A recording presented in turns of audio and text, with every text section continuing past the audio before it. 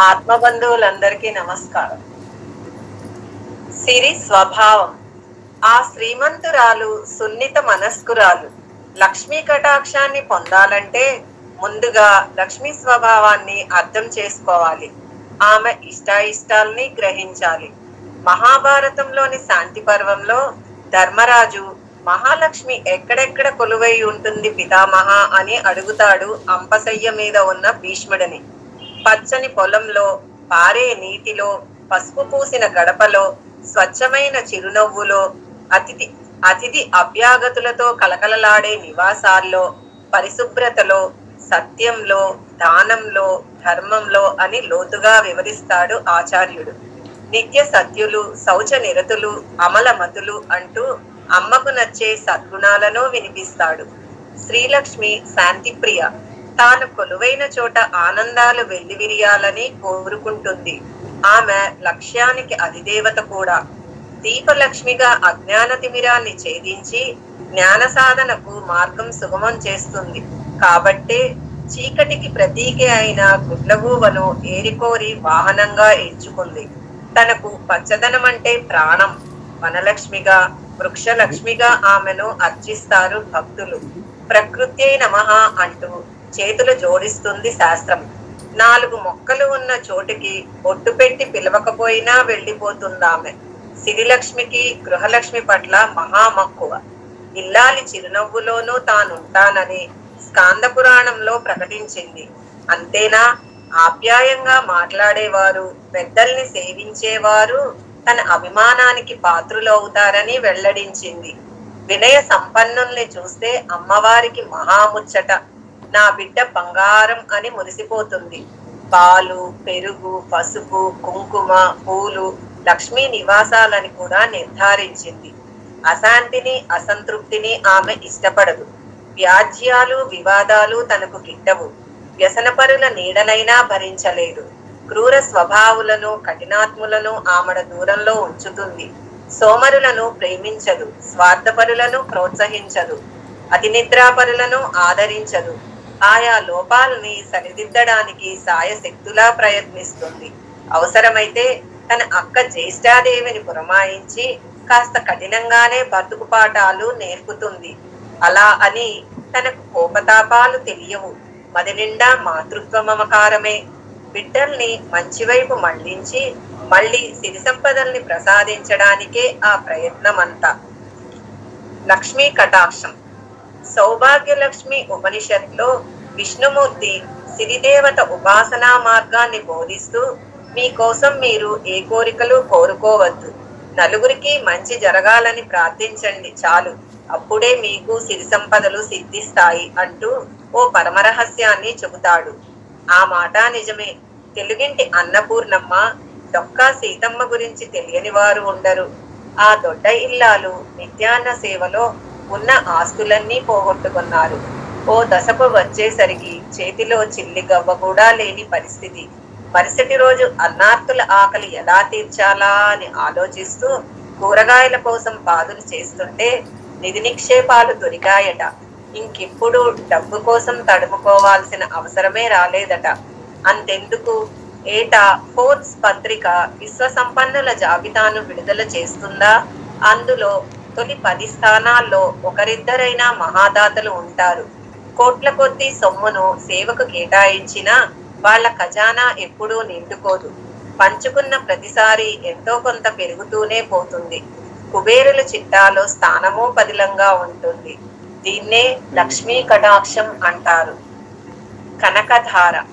వరలక్ష్మి విధిని ధిక్కరించగల శక్తిమంతురాలు, తలరాతలను మార్చగల సమర్థురాలు.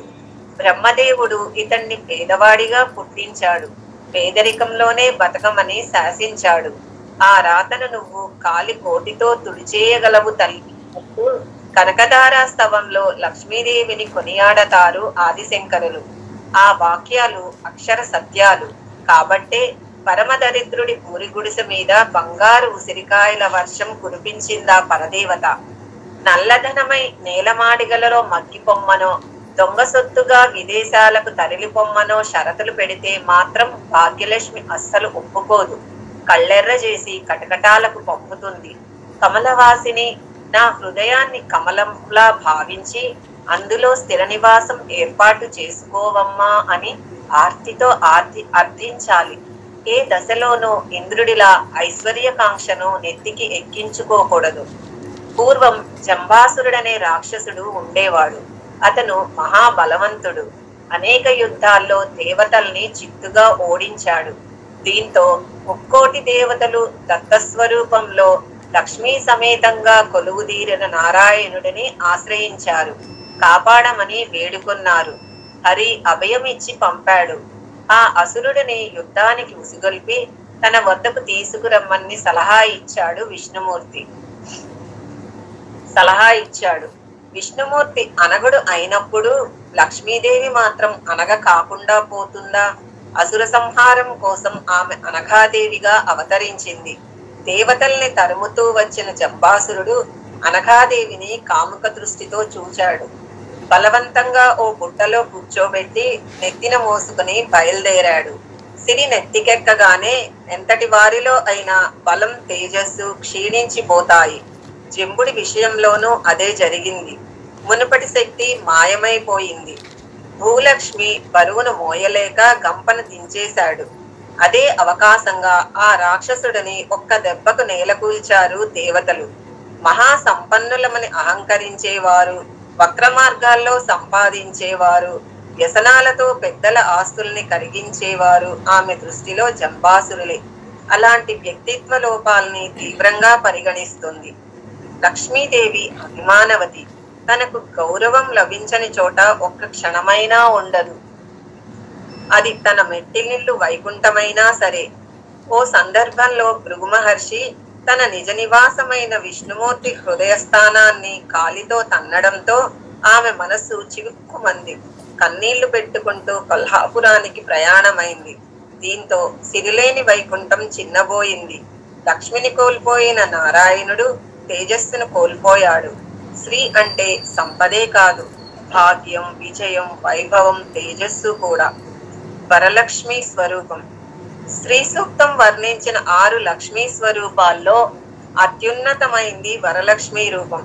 అనేక పురాణాల్లో వరలక్ష్మి వ్రతం ప్రస్తావన కనిపిస్తుంది. సాక్షాత్తు పరమశివుడే పార్వతీదేవికి ఆ ప్రాశస్త్యాన్ని వివరించిన ఘట్టాలు ఉన్నాయి. వరలక్ష్మి వ్రత కథ ప్రకారం చారుమతి అనే ఇల్లాలికి శ్రీ మహాలక్ష్మి కలలో కనిపించి తనను అర్చించే విధానాన్ని బోధిస్తుంది. ఆ గృహిణి వేదాలను చదువుకోలేదు, తపస్సులు చేయలేదు. అయితేనేం అతిథి సత్కారంలో అన్నపూర్ణమ్మ అత్తమామలను గౌరవించేది, భర్తను ప్రేమించేది, పిల్లల్ని రత్నాల్లో మాణిక్యాల్లా తీర్చిదిద్దేది, ఇంటిని అద్దంలా ఉంచుకునేది, నలుగురికి చేతనైనంత సాయం చేసేది. అమ్మకు నచ్చే అతి గొప్ప గుణం భూతదయ. అంతకు మించిన ఆధ్యాత్మిక సాధన లేదు కాబట్టే చారుమతిని తన ప్రతినిధిగా ఎంచుకుంది. నువ్వు నిలువెత్తు దయాస్వరూపానివి తల్లి అంటూ శ్రీలక్ష్మిని కీర్తిస్తారు వేదాంత దేశికులు తన దయాస్తోత్రంలో. పూజాధికాల్లో మనం పారాయణం చేసే అష్టోత్తర శతనామాలు లక్ష్మీతత్వానికి శతాధిక కోణాలు. విద్యాయై నమః, ఆమె చదువులకు మూలం. శ్రద్ధాయై నమః, శ్రద్ధాగుణంలో ఆ తల్లి అంశ అంతర్లీనం.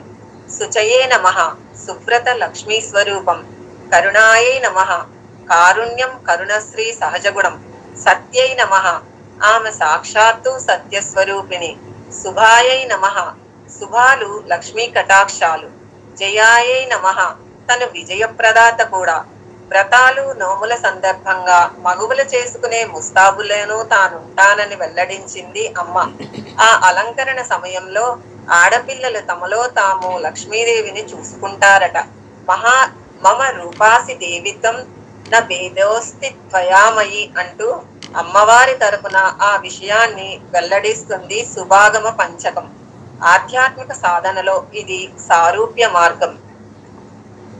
ఓసారి శ్రీరంగంలో వెలసిన రంగనాయకి అమ్మవారి వజ్రాల ముక్కెర కనిపించకుండా పోయింది.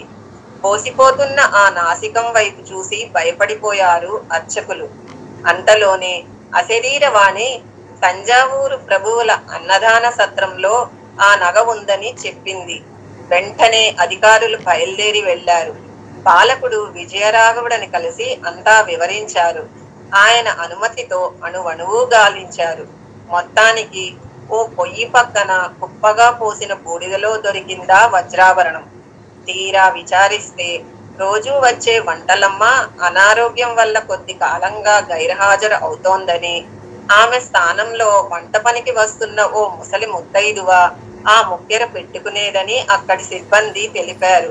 అంటే ప్రభువుల నిత్యాన్నదాన మహత్కార్యం ఎట్టి పరిస్థితుల్లోనూ ఆగిపోకూడదనే ఉద్దేశంతోనే అమ్మవారు శ్రీరంగం నుంచి వచ్చి వండి వార్చింది. అన్న లక్ష్మిగా పేదల ఆకలి తీర్చింది అన్నట్టు నలుగురి కోసం వడ్డించిన పిస్తళ్ళు కూడా లక్ష్మీ స్వరూపాలే. అలక్ష్యం, అజ్ఞానం, అహంకారం, అత్యాస దరిద్ర లక్ష్మికి స్వాగత ద్వారాలు. శ్రీ సూక్తంలో అమ్మా మా జీవితాల్లోంచి అలక్ష్మిని తొలగించు, మా ఇంటి నుంచి ఆ పెద్దమ్మను పంపించు అని ప్రార్థిస్తుంది వేదం. జై శ్రీరామ్.